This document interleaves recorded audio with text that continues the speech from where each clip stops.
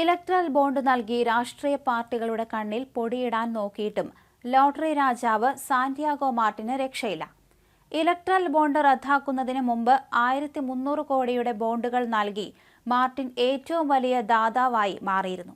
എന്നാൽ ഇതൊക്കെ മാർട്ടിൻ ചെയ്യുമ്പോഴും ED അഥവാ എൻഫോഴ്സ്മെന്റ് ഡയറക്ടറേറ്റ് പിന്നാലെ കൂടിയിരിക്കുകയായിരുന്നു. 2019 ശേഷം ലോട്ടറി തട്ടിപ്പുകേസുകളിലും അനധികൃത വിൽപ്പനയിലും പെട്ടതോടെ EDയുടെ നിരീക്ഷണത്തിലായിരുന്നു ലോട്ടറി രാജാവ്. മദ്രാസ് ഹൈക്കോടതി പച്ചക്കൊടി വീശിയതോടെ വിവിധ സ്ഥലങ്ങളിലെ റെയ്ഡിൽ മാർട്ടിന്റെ 12.41 കോടിയാണ് ED പിടിച്ചെടുത്തത്. ഇതുകൂടാതെ 6.42 കോടി മൂല്യമുള്ള സ്ഥിര നിക്ഷേപം മരവിപ്പിച്ചു. ചെന്നൈ കേന്ദ്രമാക്കി പ്രവർത്തിക്കുന്ന വ്യവസായിയുടെ വിവിധ കേന്ദ്രങ്ങളിൽ നടത്തിയ റെയ്ഡ് കള്ളപ്പണം വെളുപ്പിക്കലുമായി ബന്ധപ്പെട്ടായിരുന്നു. തമിഴ്നാട്, പശ്ചിമ ബംഗാൾ, കർണാടക, ഉത്തർപ്രദേശ്, മേഘാലയ, പഞ്ചാബ് എന്നിവിടങ്ങളിലെ മാർട്ടിന്റെയും മരുമകൻ ആദവ് അർജുന്റെയും കൂട്ടാളികളുടെയും 22 കേന്ദ്രങ്ങളിലായിരുന്നു റെയ്ഡ്. തമിഴ്നാട് പോലീസ് അടച്ചുപൂട്ടാൻ നോക്കിയ കേസാണ് മദ്രാസ് ഹൈക്കോടതിയുടെ ഇടപെടലോടെ വീണ്ടും സജീവമായത്. മാർട്ടിന്റെ കോർപ്പറേറ്റ് ഓഫീസുകളിൽ കഴിഞ്ഞ ദിവസം നടത്തിയ റെയ്ഡുകളിൽ 8.8 കോടി പിടിച്ചെടുത്തിരുന്നു. 2023 ED മാർട്ടിന്റെ 450 കോടി മൂല്യം വരുന്ന സ്വത്തുക്കൾ കണ്ടുകെട്ടിയിരുന്നു.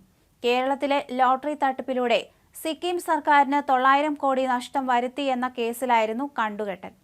മാർട്ടിന്റെ കമ്പനി ഫ്യൂച്ചർ ഗെയിമിംഗ് സൊല്യൂഷൻസ് ഇന്ത്യയിലായിരുന്നു സിക്കിം ലോട്ടറീസിന്റെ പ്രധാന വിതരണക്കാർ. 2 ദിവസം മുൻപ് നടന്ന റെയ്ഡിന്റെ വിവരങ്ങളാണ് ഇപ്പോൾ പുറത്തു വന്നത്.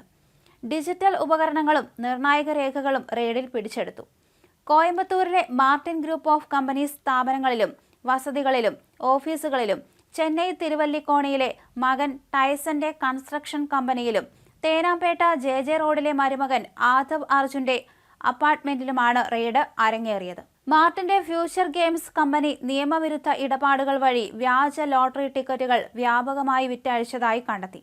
ലോട്ടറി വിപണി നിയമവിരുദ്ധ ഇടപാടുകളിലൂടെ പിടിച്ചെടുക്കാൻ ശ്രമിച്ചെന്നും കണ്ടെത്തി. നേരത്തെ ഇലക്ട്രൽ ബോണ്ടുമായി ബന്ധപ്പെട്ട വിവാദത്തിൽ ഉയർന്നു കേട്ടിരുന്ന കമ്പനിയുടെ പേരാണ് മാർട്ടിന്റെ ഫ്യൂച്ചർ ഗെയിംസ്.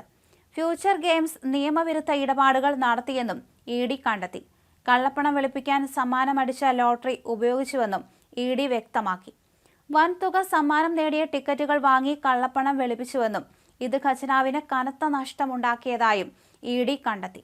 വ്യാജ ലോട്ടറി ടിക്കറ്റുകൾ വ്യാപകമായി വിറ്റഴിച്ച് ലോട്ടറി സമ്മാനം നിശ്ചയിക്കുന്നതിലും ക്രമക്കേട് കണ്ടെത്തി. ലോട്ടറി വിപണി നിയമവിരുദ്ധ ഇടപാടുകളിലൂടെ പിടിച്ചെടുക്കാൻ ശ്രമിച്ചു എന്നതടക്കമുള്ള വിവരങ്ങളാണ് ED പുറത്തുവിട്ടത്. പിടിച്ചെടുത്ത പണത്തിന്റെ ദൃശ്യങ്ങളും ED പുറത്തുവിട്ടിട്ടുണ്ട്. കേരളത്തിലെ ലോട്ടറി നടത്തിപ്പിൽ സിക്കിം സർക്കാരിന് സാന്റിയാഗോ മാർട്ടിനുമേൽ നിയന്ത്രണങ്ങൾ ഉണ്ടായിരുന്നില്ലെന്ന് ED കണ്ടെത്തിയിരുന്നു. ലോട്ടറി നടത്തിപ്പിന്റെ മറവിൽ കോടിക്കണക്കിന് രൂപയുടെ കള്ളപ്പണം സാന്റിയാഗോ മാർട്ടിനും കമ്പനികളും വെളുപ്പിച്ചതായും റിപ്പോർട്ടുകൾ ഉണ്ടായിരുന്നു. 2009 ഏപ്രിൽ മുതൽ 2010 ഓഗസ്റ്റ് വരെ കേരളത്തിൽ നടന്ന അന്യസംസ്ഥാന ലോട്ടറി തട്ടിപ്പ് കേസിൽ 2016 സാന്റിയാഗോ മാർട്ടിന്റെ 122 കോടി രൂപയുടെ ആസ്തി കൊച്ചിയിലെ എൻഫോഴ്സ്മെന്റ് ഡയറക്ടറേറ്റ് കണ്ടുകെട്ടി. മാർട്ടിന്റെ കോയമ്പത്തൂരിലെ ആസ്തികളായിരുന്നു അന്ന് ED കണ്ടുകെട്ടിയത്.